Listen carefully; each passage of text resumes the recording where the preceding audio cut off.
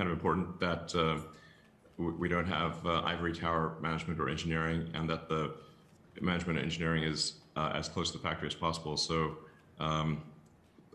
yeah, so you can see what's going on in the factory and stay grounded. All right, well, I'm in the ivory tower here in front of a lot of CEOs and a live audience here in Washington, D.C. And we are also joined by lots of people all over the internet. We are streaming this to WSJ.com, Twitter, and YouTube. So we have a very brief amount of time, only 30 minutes, but I'm very excited to talk about a wide range of things. I want to start with talking about our world, the world we currently live in. Then I want to move to the future of the world, and then talk a little bit about your world. And so we'll start right here in Washington, D.C., where everyone is talking about the infrastructure plan and the bill. And I wanted to ask you, say tomorrow you get a phone call from Joe Biden, and he says... I think that's unlikely, but sure. Okay. You know, he just gives you a call, and he says, you know, I haven't been talking a lot about Tesla lately, but, you know, what do you need from this bill? What are your needs? What do you answer him? Well, I mean, to be totally frank, I don't know if we, at least no one at Tesla has actually brought up whether they care about this bill or not. I think if this bill happened or didn't happen, I don't know. We don't think about it at all, really. Okay. It might be better. Honestly, it might be better if the bill doesn't pass, because we've spent so much money. You know, it's like the federal budget deficit is insane. You know, it's like $3 trillion. Federal expenditures are $7 trillion. Federal revenue is $4 trillion. That's a $3 trillion difference in. If this was a company, it'd be a $3 trillion loss. So I don't know if we should be adding to that loss. That seems pretty crazy. Something's got to give. You can't just spend $3 trillion more than you own every year and expect, you know, don't expect something bad to happen. I think, you know, this is not good. Well, Mitch McConnell's actually saying... In fact, if I may elaborate on that, the deficit is more than $3 trillion when you look at the future obligations. So it's $7 trillion of current expenditures, but it's much more than that if you look at future obligations for Social Security, Medicare, and so forth. So we're running this incredible deficit. Something's got to give. I don't know.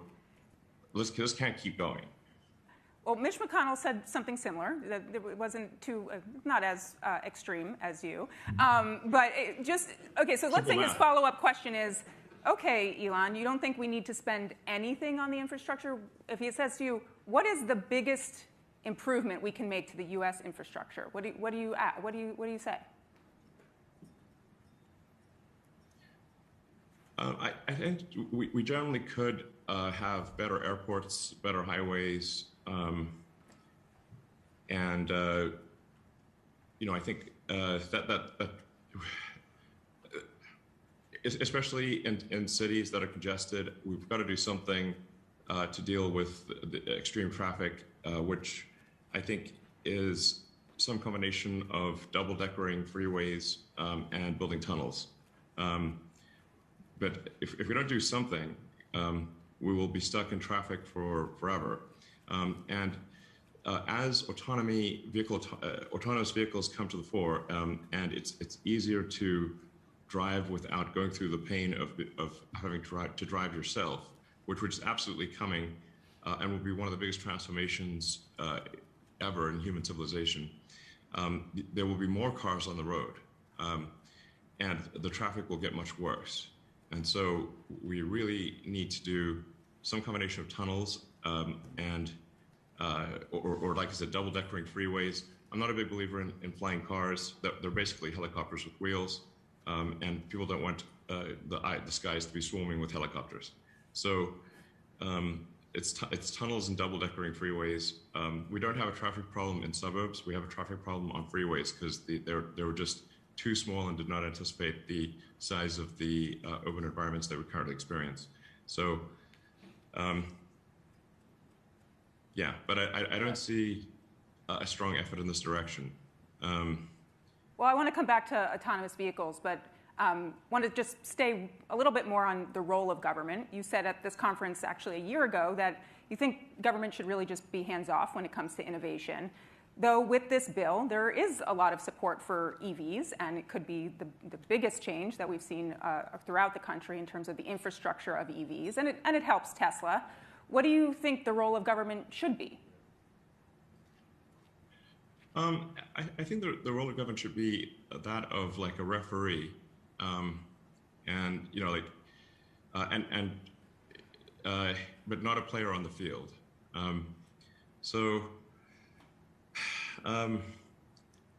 Generally, government should, I think, just try to get out of the way and not impede progress. I think there's a general problem, not just in the U.S., but in most countries, where the rules and regulations keep increasing every year.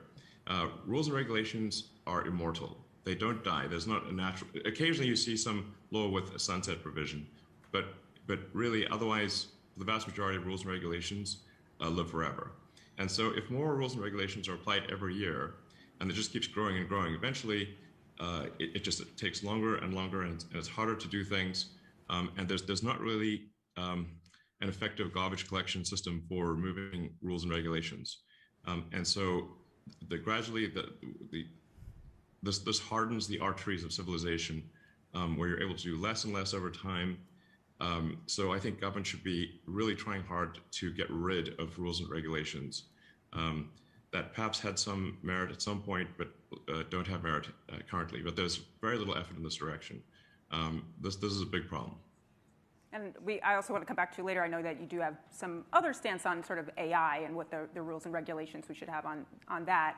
But right now you're sitting in a Tesla factory. How are you spending your time these days between the split between SpaceX and Tesla? Yeah, it's about even between SpaceX and Tesla. It depends on what is the kind of crisis of the moment. So some weeks will be more Tesla, more SpaceX. But I work a lot. I work 7 days a week and put in I get some pretty crazy hours. So. But it really depends on where I'm needed most. I triage the tasks and try to do the things that are most useful, or where I'm most needed. And it varies from 1 week to the next.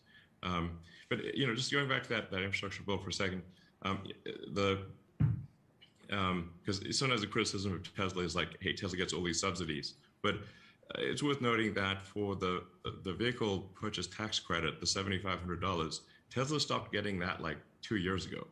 So whereas everyone else, I think, except for GM, still gets the $7,500 tax credit.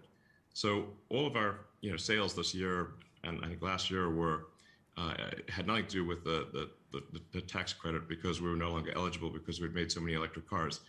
Tesla's made roughly 2/3 of all the electric cars in the United States. I'm not sure most people are aware of that. So Tesla's made basically twice as many electric vehicles as the rest of industry combined. And we don't need the $7,500 tax credit. I would say, honestly, I would just can this whole bill. Don't pass it. That's my recommendation. What about the support, though, for the charging network? I mean, there are parts of this bill. No? No. I mean, do we need support for gas stations? We don't. So there's no need for this for support for a charging network. I would delete it. Delete. Okay. All right. I'm literally saying get rid of all subsidies. But also for oil and gas. If you think about also how this affects your competitors, does that impact some of your view on this? I mean, maybe they need it. I don't know. But I think just generally, I'm in favor of deleting subsidies. I mean, when we started Tesla, there were no EV subsidies at all, and gasoline was super cheap. We did not anticipate any subsidies. That came later, and that came the $7,500 tax credit came as a result not of Tesla activity, but of General Motors lobbying for it. I would just say just delete them all. All right, but there's some other good things in this bill that some would argue. I mean, a lot of money earmarked for R&D. Would you want to put that towards something? No. Okay. All right. We're going to move on from the bill because I think we get what you're saying on it. In general, we should just, if we don't cut government spending, something really bad's going to happen. This is crazy. Our spending is so far in excess of revenue, it's insane. Like you could zero out all billionaires in the country. There's all this like anti-billionaire BS. If you zeroed out all the billionaires, you still wouldn't solve the deficit. All right, I'll ask you another question around the billionaire BS. Say tomorrow we've talked, you get the phone call from President Biden. Next day, actually, we decide we elect you to Congress. Somehow this happens. You're now working on tax bills. You're working on tax policy. How do you tax someone like you? How do you tax billionaires? I mean, first of all, I pay a lot of tax. I mean, my marginal tax rate is like 53%. So that's not trivial. And then obviously there's like, asset-based taxes, the sales tax, and everything else. There's also the estate tax. And generally, I think the estate tax is a good tax. Like if you think of assets beyond a certain level that are far beyond, let's say, somebody's ability to consume, then at a certain point, really what you're doing is capital allocation. So it's not money for personal expenditures. What you're doing is capital allocation. And it does not make sense to take the job of capital allocation away from people who have demonstrated great skill in capital allocation and give it to an entity that has demonstrated very poor skill in capital allocation, which is the government. I mean, you can think of the government essentially as a corporation in the limit. The government is simply the biggest corporation with a monopoly on violence, and where you have no recourse. So how much money do you want to give that entity? Could you explain the last part quickly, and then I want to move on to some product stuff. Sure. I mean, I can talk for a bit longer if you'd like than the half an hour. If you're worried about getting through all your questions. I hear we have nobody else joining us at this conference. Yeah, I mean, government is a corporation in the limit. So it is the most corporate thing. It is maximum corporation, but it's also a monopoly, and also is the only one that's allowed legally to do violence. So why would you want to give a corporation with no competition that can't even really go bankrupt more money? Now, it's not as though I think the government shouldn't exist or that they're not good things that the government can do or things that are necessary for the government to do. For example, science programs where we send a probe to Mars, and the value of that is it's a small amount of value for all citizens, but it would be inefficient to sort of go and collect $10 from every citizen for a Mars probe, and so therefore it's better to have the government do something like that, like a heavy science program, rather than try to collect small amounts of money from everyone. So I'm not somebody who's sort of an extreme libertarian and thinks the government should not do anything. I just think we should minimize what the government does, because the government's efficiency at spending is just going to be lower than a competitive commercial company, but by a lot. If you look at, say, East Germany versus West Germany, or North Korea versus South Korea, and you look at the GDP per capita of East and West Germany or North and South Korea, the difference is gigantic. And that's just the difference between East and West Germany. It's like a random line was drawn, basically, depending on where the Red Army was and where the Allied troops were. And East Germany's productivity was like at least 5 times worse than West Germany. And it's not like West Germany was like some bastion of capitalism. They were quite socialist, really. So there may be as much as an order of magnitude difference between the efficiency of a competitive private company versus the government. I'm going to shift away from government, come back to your world. Just thinking about sort of how you juggle Tesla and SpaceX, and you've said along the way that the workload at Tesla is quite a lot. Have you? And I know now you could regain the chairman position. Have you thought about that? Have you thought about that? Have you thought about your sort of your title and your position there right now? I mean, it's interesting that these titles. You know that there's actually only three titles that actually mean anything for a corporation. It's president, secretary, and treasurer, and technically they could be the same person. And all these other titles are just basically made up. So CEO is a made-up title, CFO is a made-up title, general counsel a made-up title. Don't mean anything. That's a nice. I think a room of CEOs are how we feel about that. Yep. It was like obviously just somebody's marketing experiment. So I guess I'll be more direct. I mean, are you considering stepping down as CEO? Would you transfer, be chairman, and think about being chief product officer? I mean, since CEO title doesn't matter anyway. I changed my title to Techno King.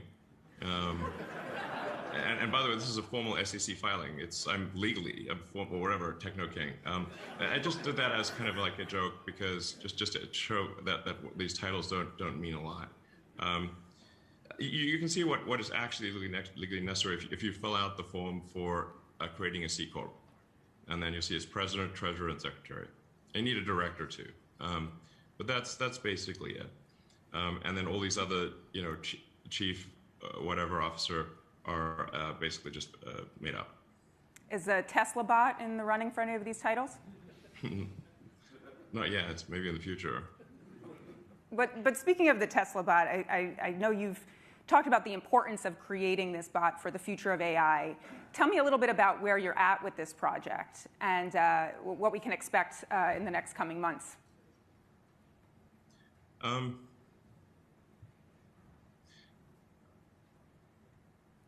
Well, with the Tesla autopilot or full self-driving, we're effectively, I think, creating the most advanced practical AI for navigating the real world. And you can also think of Tesla as like the world's biggest robot company, or semi-sentient robot company. So then, the car is kind of a robot on four wheels, and so then, we could probably take that same technology and put it in a humanoid robot and have that robot be useful.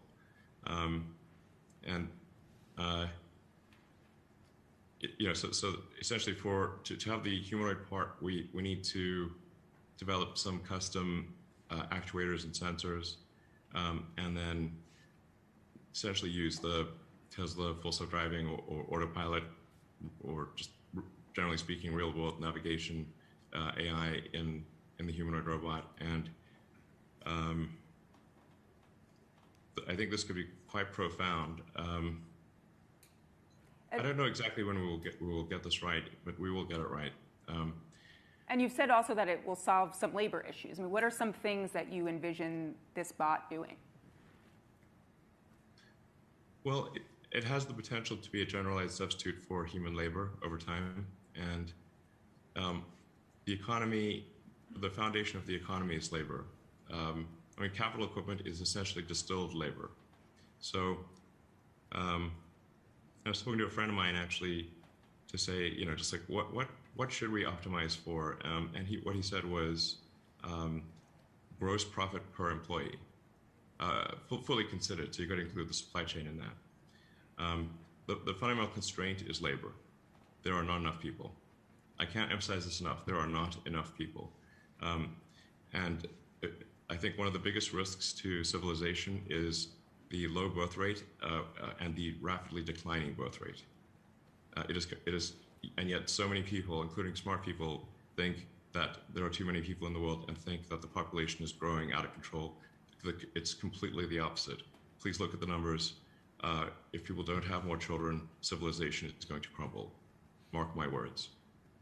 Is this why you have so many children? I'm trying to set a good example. Yeah. Gotta practice what I preach. I won't ask you to predict how many more children you're going to have tonight, but I want to move on to some future talk. That's part of where I'm going with this Tesla bot. I'm not as good at Twitter as you are, but people on Twitter are asking me what's going to happen on 12/9. Can you tell me what's going to happen on 12/9? Nothing as far as I know. I don't know where this came from. I think this is just one of those memes that, I don't know, it came out of nowhere. But as far as I know, nothing. But maybe something will happen that I'm not aware of. All right, so I want to ask now a little bit farther out in the future, into 2022. And we can't get to all your future projects, but I thought a fun way to do this might be, I'm going to name some of the projects. I'm going to give you 60 seconds, and you tell me what your plan is in 2022 to move that project along and what we can expect from it. But okay. 60 seconds. You only get 60 seconds. Okay. You going to do it? All right, here we go. So the first one is, hold on, I think I know how to work this Apple Watch. All right, 60 seconds, and Cybertruck. Cybertruck. Cybertruck's going to be an incredible product. I think it may be our best product ever. I think it probably will be. It has a lot of new technology, so it's a hard car to make. But it will be awesome. And I think I've said before that we're aiming for volume production in 2023. And I will provide a more detailed product update at the Tesla earnings call early next year. So I wish it could be sooner, but that's most likely when it happens. It'll be something really special, like just one of those kind of rare products that happens once in a while. That's really special. Okay. That was about 60 seconds. I don't know what's going on with my watch, but we're on Cybertruck. Now we're on to Neuralink. Okay. Okay. Yeah. So no, the big question is, in 2022, how are you pushing that project along? What happens? So Neuralink, we have Neuralink's working well in monkeys, and we're also doing just a lot of testing and just confirming that it's very safe and reliable, and that the Neuralink device can be removed safely. People may have seen the demo that we published earlier this year, the video of a monkey playing the video game Pong telepathically using the Neuralink in its brain, and it's completely wireless, charges inductively. But basically, the monkey looks completely normal, and yet is playing a video game telepathically, which is, I think, quite profound. We will have, we hope to have this in our first humans, which will be people that have severe spinal cord injuries, like tetraplegics, quadriplegics, next year, pending FDA approval. And I should say our standards for implanting the device are substantially higher than what the FDA requires, just as our standards for safety with Tesla are much higher than what the U.S. government requires. And I'll take a little bit more than 60 seconds. Yes, I'm about to cut you off. Because I think there's something that's I think pretty cool, and I do want to say that I'm very emphasis on cautiously optimistic about this. I think we have a chance with Neuralink of being able to restore full body functionality to someone who has a spinal cord injury. Meaning, I think we have a chance, I emphasize a chance, of being able to allow someone who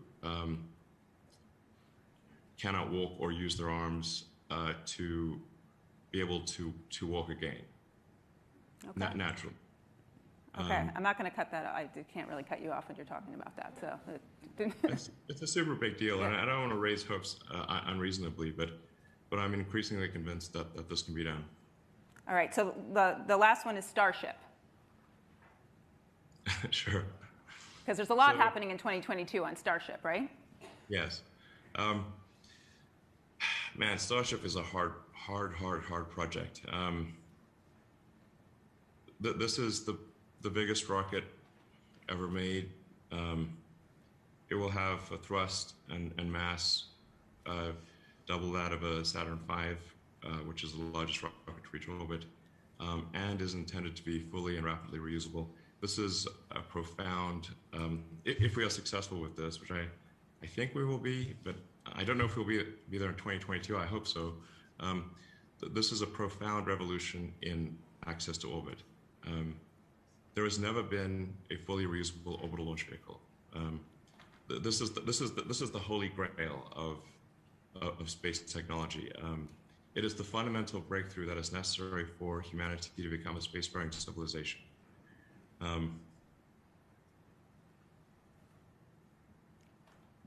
This absorbs more of my mental energy than probably any other single thing. But it is so preposterously difficult that there are times where I wonder whether we can actually do this. And if you had to summarize very quickly, what is so hard about it for just a normal person to understand? What is so hard about it? Well, this will take a lot more than 60 seconds, but... But now I'm so interested.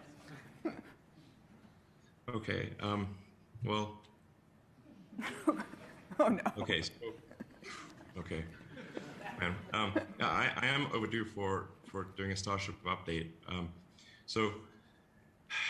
We live on a planet where the gravity is actually very strong. We actually live on the densest planet in the solar system. Our atmosphere is very thick, and what this comes down to is that a typical orbital rocket might be able to put about 2% of its liftoff mass into orbit. And then this is with smart people trying hard, maybe 2.5%. And no rocket, to the best of my knowledge, has ever gotten above 4% of its liftoff mass to orbit. So now, in order to make a rocket fully reusable, you've got to basically create a rocket that can do about 4%, if not more than 4%, of its liftoff mass to orbit, which hasn't happened before. So that means you have to have basically A pluses across the board, incredibly efficient engines, incredibly efficient structure. You do need scale because there are some efficiencies of scale. That's part of why Starship is so gigantic. Because, for example, the brain of the rocket really weighs about the same if it's a small rocket or a big rocket. So with a big rocket, you get to have the avionics be basically round down to 0% or be inconsequential in the mass of the vehicle.